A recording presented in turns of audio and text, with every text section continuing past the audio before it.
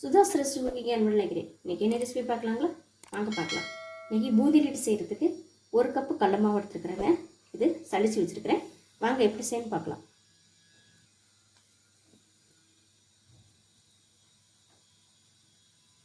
இதில் 1 பிஞ்ச் அளவு சோடா பவுடருங்க, கொஞ்சம் மஞ்சத்தூள்,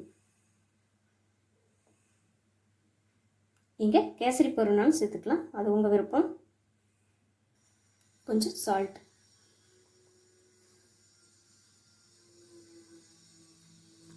இது தண்ணி ஊற்றி நல்லா கலந்துக்கலாங்க.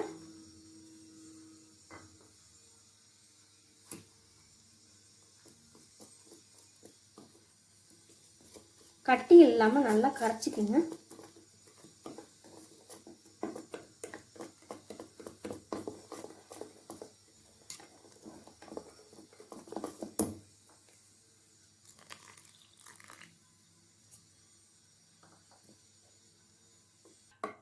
கட்டி இல்லாமல் நல்லா கரைச்சாச்சுங்க.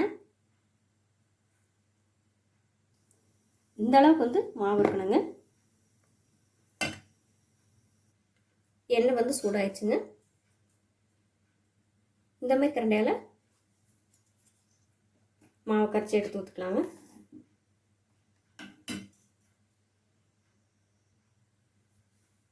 இந்த மாதிரி கரண்டி எடுத்துக்கோங்க.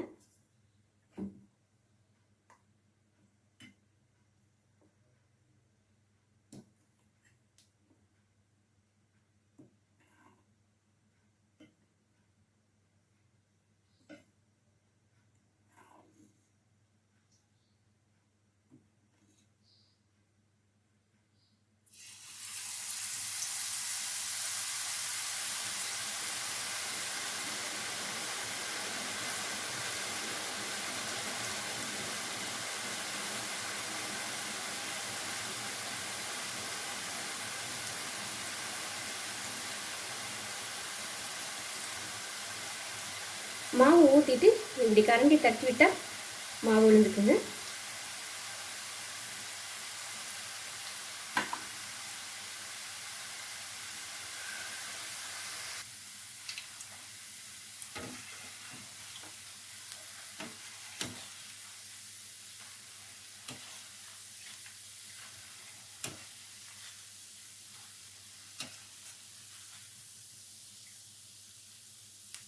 இப்போ கரெக்டாக வந்து இந்த பூந்தி வந்துருக்குதுங்க.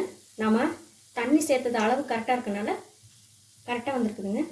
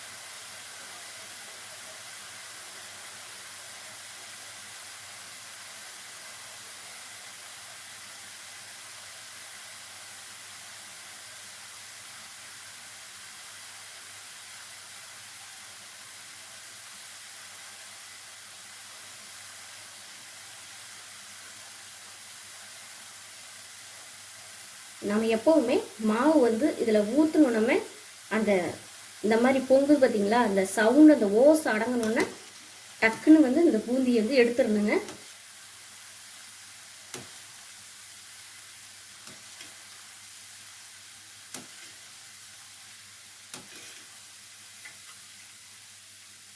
நல்லா முத்து முத்தாக வந்துருக்குதுங்க.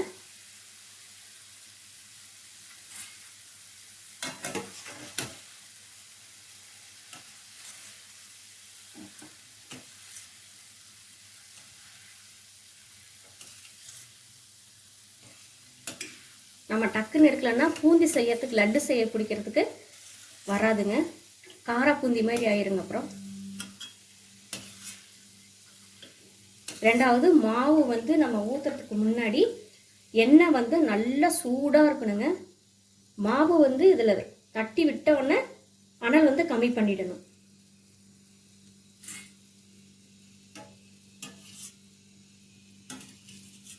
இது ரொம்ப முக்கியங்க.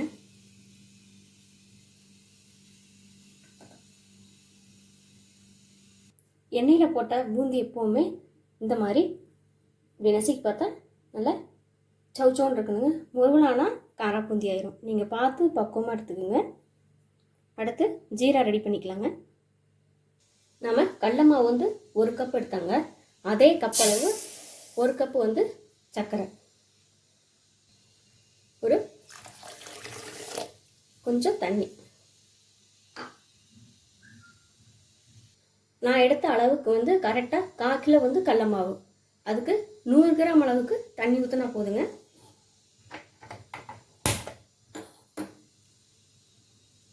இதுக்கு பதம் வந்து 1 கப்பி பதங்க. ரெடி ஆகிட்டும், பார்க்கலாம். ஜீராவில் ஒரு பிஞ்சளவு பச்சை கற்பூரம்,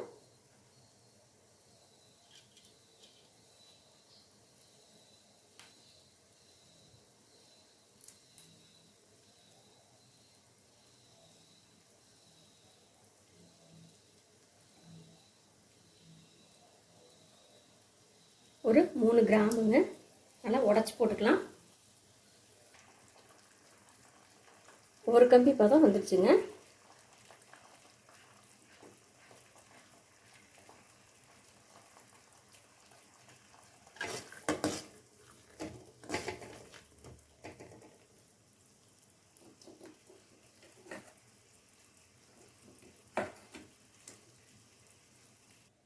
அடுப்பு ஆஃப் பண்ணிட்டேன்.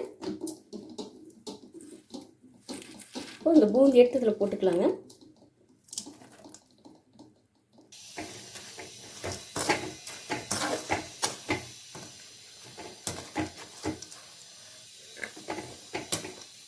நல்லா சூடாக இருக்கும்போது கொட்டினா தான் அந்த ஜீரா வந்து அந்த பூந்தி இழுத்துக்குங்க.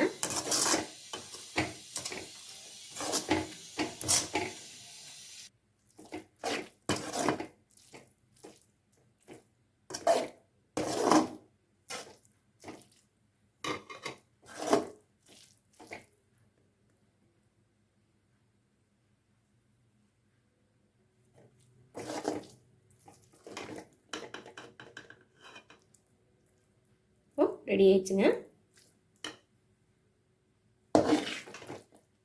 சூடு வந்து நல்லா ஆறட்டுங்க. அப்பதான் லட்டு பிடிக்க முடியும். அந்த ஹீட்லயே நல்லா கிண்டி விட்டாதான் ஜீரா வந்து நல்லா இழுத்துக்குங்க.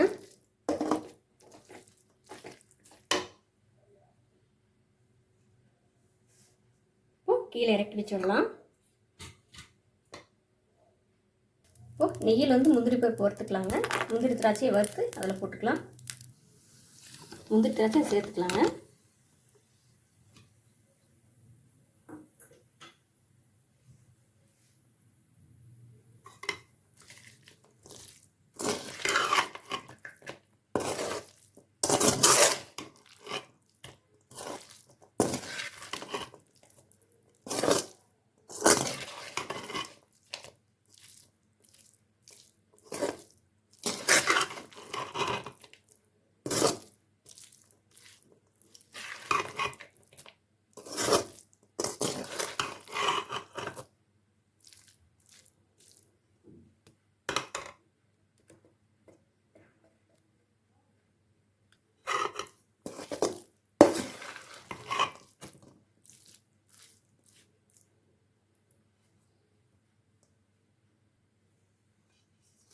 லட்டு பிடிச்சிக்கலாங்க.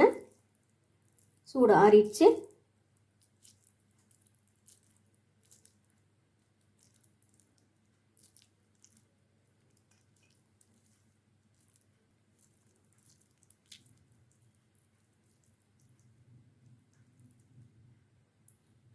லட்டு வந்து எவ்வளோ அழகாக, பார்க்குறதுக்கே ஒரு அழகாக இருக்குங்க. நல்லா இருக்குது.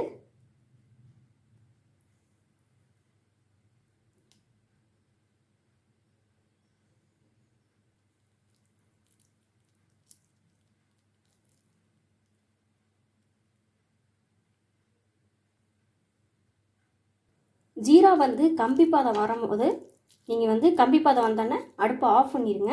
ஆஃப் பண்ணிவிட்டு இந்த பூந்தி எடுத்து அதில் கொட்டிட்டு மறுபடியும் ஆன் பண்ணி 1 நிமிஷம் அந்த ஜீராவில் வந்து அந்த அடுப்பை ஆன் பண்ணோன்னே அந்த ஹீட்லேயே 1 நிமிஷம் மட்டும்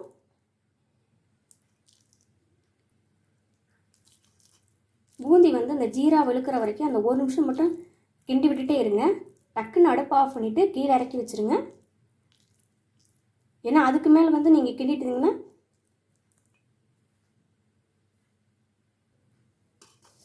ஜீரா வந்து ரொம்ப முருகலாயிருங்க.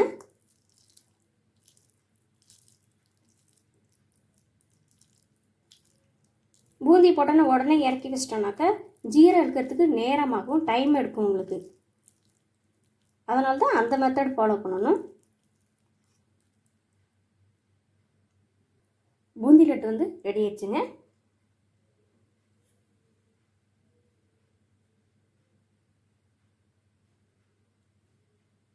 பார்க்குறதுக்கே எவ்வளோ அழகாக முத்து முத்தாக இருக்குது பாருங்கள். நீங்களும் இந்த மாதிரி செஞ்சு பாருங்கள். எப்படி இருக்குன்னு செஞ்சு பார்த்துட்டு எனக்கு சொல்லுங்கள். சுதாஸ் ரெசிபி ஓகே சமையல் பார்த்ததுக்கு ரொம்ப நன்றிங்க.